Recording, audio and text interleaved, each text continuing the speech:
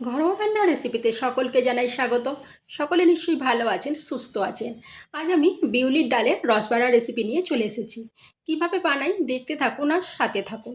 তার জন্য আমি নিয়ে নিয়েছি বিউলির ডাল নিয়ে নিয়েছি এখানে। আমি এখানে 150 গ্রামের মতো বিউলির ডাল নিয়ে নিয়েছি। ডালটা এবার ভালো করে জলে ভিজিয়ে রাখবো আমি। জলে আমি ভিজিয়ে রেখেছিলাম 8 থেকে 10 ঘন্টা। আর ভালো করে পরিষ্কার করে ধুয়ে নিয়েছি বারবার আমি। ঠিক এই রকম এখন ফুলে গেছে। ভালো করে আমি জল দিয়ে বারবার পরিষ্কার করে ধুয়ে নিয়েছি। ঠিক ডালটা এরকম এখন পরিষ্কার জলে ভেজানো আছে। এই ডালগুলো এবার আমি একটা মিক্সির মধ্যে তুলে নেব। ভালো করে এটা একটা পেস্ট বানিয়ে নিতে হবে, তবে বেশি জল দিলে হবে না, অল্প একদম জল দিয়ে ঘন ব্যাটার একটা বানিয়ে নিতে হবে।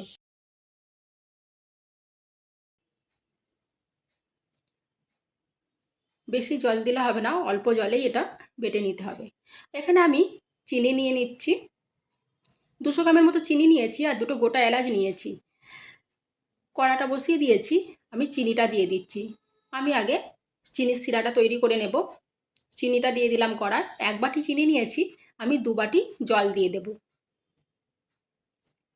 যে বাটির মাপে 1 বাটি চিনি নেবেন সেই বাটির মাপেই 2 বাটি জল দিয়ে দেবেন। দিয়ে এবার চিনির শিরাটা আমাকে ভালো করে রেডি করে নিতে হবে আগে।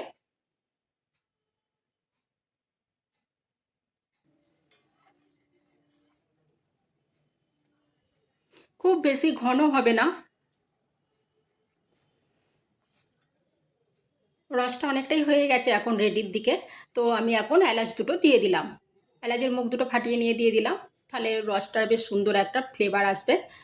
আর এখন রসটা অনেকটাই হয়ে গেছে, এবার আমি হাতে করে একটু দেখে নেবো, এই হালকা চিটচিট হবে তখনই রসটা হয়ে যাবে। আমি এবার রসটা অফ করে দেব। হয়ে গেছে রসটা আমার একবার তৈরি। আমি এটা মিক্সিতে পেস্ট করে নিয়েছি। ঠিক এইরকম ঘন কিন্তু ব্যাটারটা তৈরি হবে। এইভাবে বেটে নেবেন একদম। এবার আমি একটা বাটির মধ্যে এটা ঢেলে নিচ্ছি।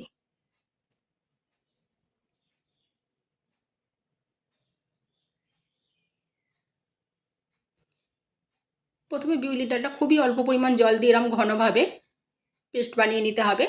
তারপরে এর মধ্যে আমি দিয়ে দিচ্ছি ছোটো চামচের 1 চামচ খাবার সোডা দিলাম।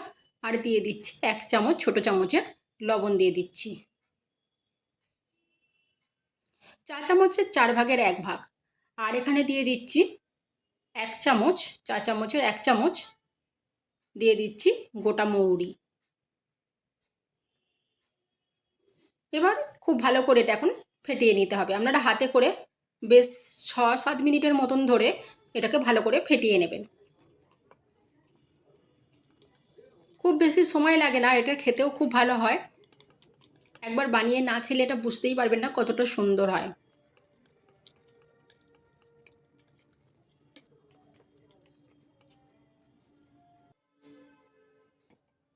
আমি এটা এবার একটু 10 মিনিটের মতো চাপা দিয়ে রাখবো।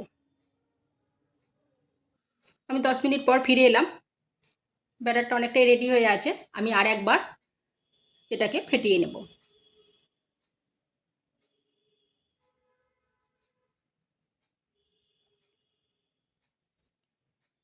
ব্যাটারটা রেডি হয়ে গেছে। এবার আমি একটা কড়া বসিয়ে দেবো। এবার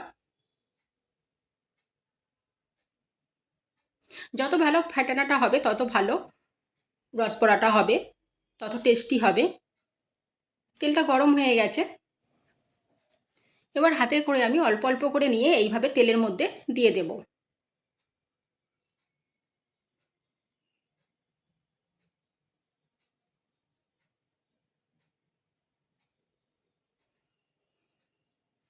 প্রথমে এইভাবে তেলের মধ্যে দিয়ে এগুলোকে ভেজে নিতে হবে।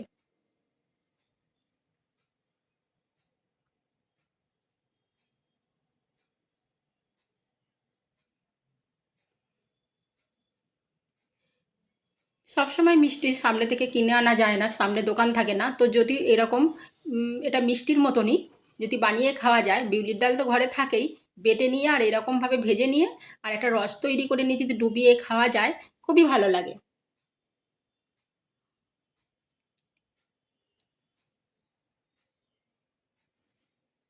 ঠিক এইভাবে ভেজে নিতে হবে, খুব বেশি লাল লাল হবে না। এটা আমার ভাজা হয়ে গেছে, এবার আমি এগুলো তুলে নেব। চিনি সিরাটা যে করা আছে তার মধ্যেই একদম তুলে দিয়ে দেব।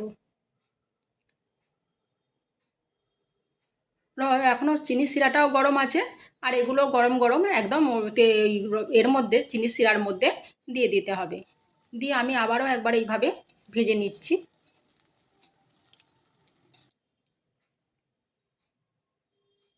এইভাবে ভেজে নিচ্ছি, নিয়ে এবার আবার এগুলোও ভাজা হয়ে গেছে প্রায়। এবার আমি এগুলোও তুলে নেব।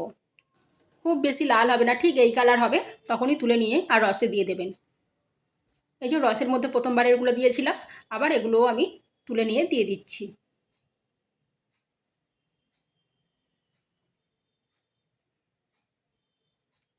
খুব বেশি রস করলে আবার পড়ে থাকবে, সেই জন্য আমি ঠিকঠাক পরিমাপের করেছি। 150 গ্রামের মতো আমি ডাল নিয়েছিলাম, আর এদিকে 200 গ্রামের মতো চিনি নিয়েছিলাম।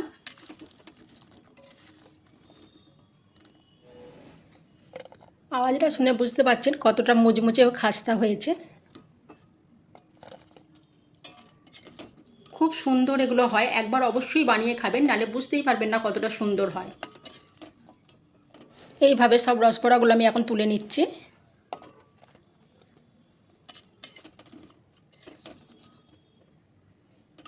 এইভাবে অবশ্যই একবার বানিয়ে খাবেন, ভালো লাগবে, খুবই টেস্টি হয়। আর কেমন লাগলো জানাবেন আমাকে। এইভাবে একবার অবশ্যই বানিয়ে খাবেন, আর বাড়িতে বাচ্চারা থাকলে খুব খুশি হবে এই ধরনের বানিয়ে দিলে। ভালো থাকবেন, সুস্থ থাকবেন, সাবধানে থাকবেন।